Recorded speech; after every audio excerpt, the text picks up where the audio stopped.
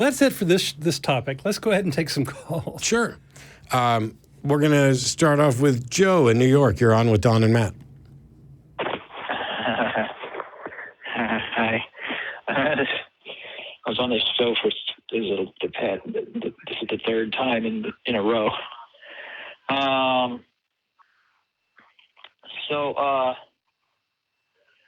Yeah, I want to talk about atheist depravity. Oh boy. Is there?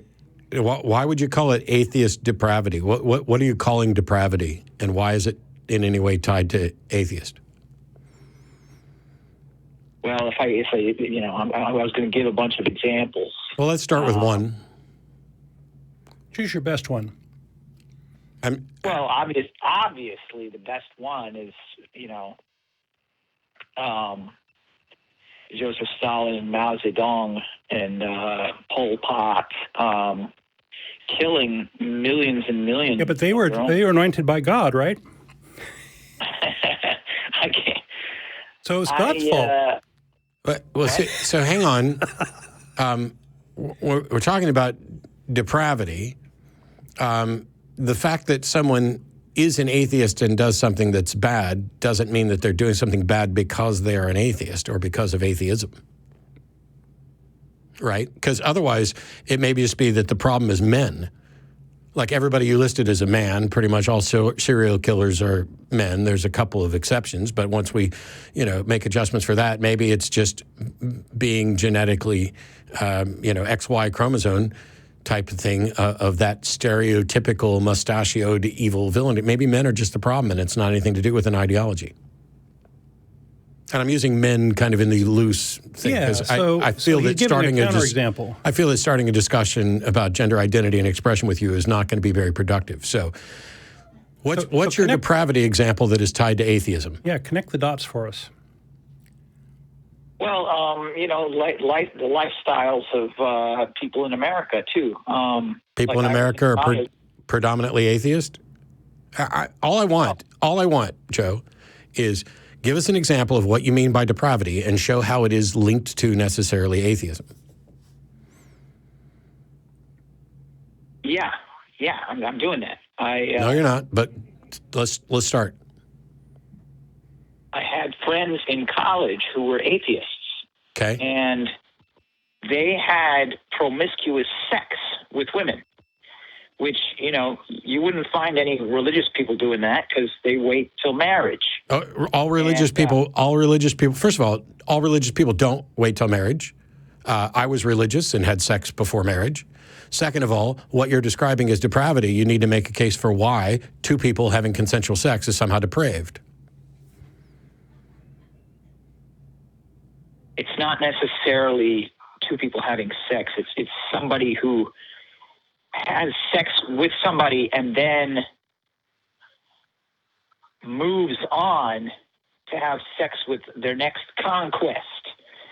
And that's no. I would agree with you that viewing sex as a conquest or transactional is definitely problematic. There are character flaws in people who are engaged in those sorts of serial relationships. But if we're talking about somebody who just has sex with someone and then goes on and has sex with somebody else, there's nothing. I don't see anything wrong with that.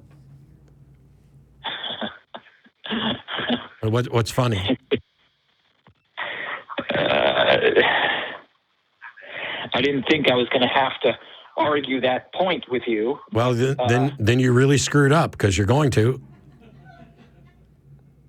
See, here's the thing, Joe, is that you seem to have a view of things that are depraved. And here in the call screener's notes, it says, according to you, there's been research that divorce, cannibalism, and drunkenness are caused by atheism. Is that what you're calling about?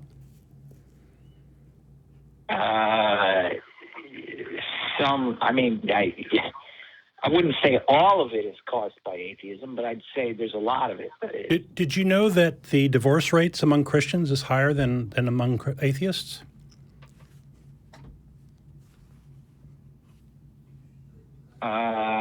No, I didn't know that. Okay. You're welcome to write the Atheist Experience TV show, and I'd be glad to give you a citation for that.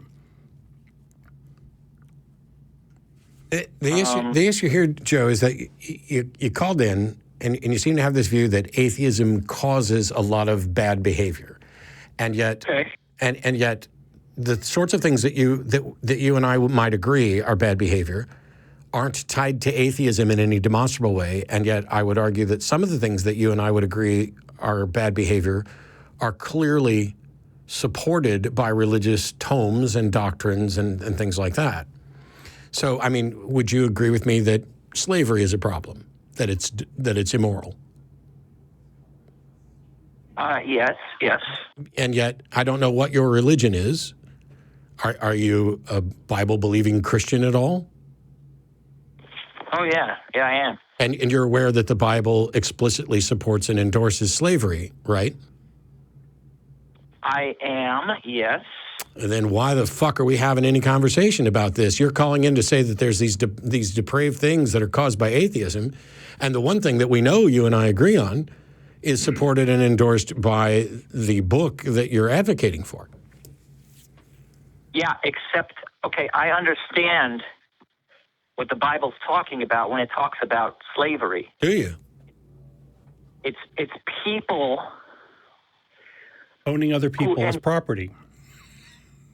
Yeah, who enslave people that themselves were depraved.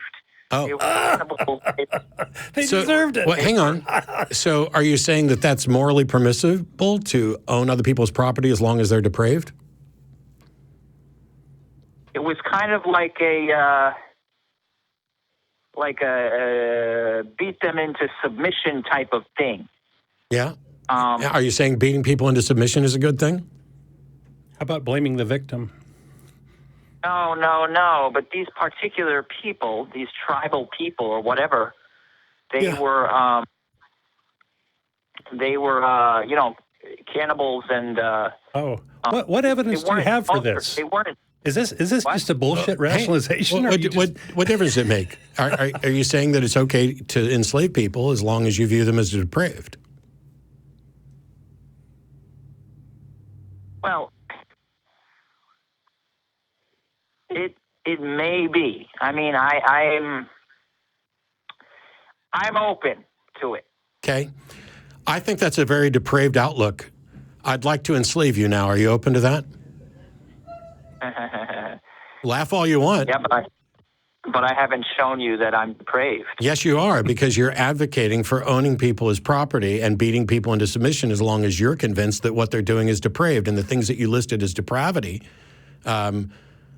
which is something you're going to label as promiscuity, isn't something that is demonstrably a problem.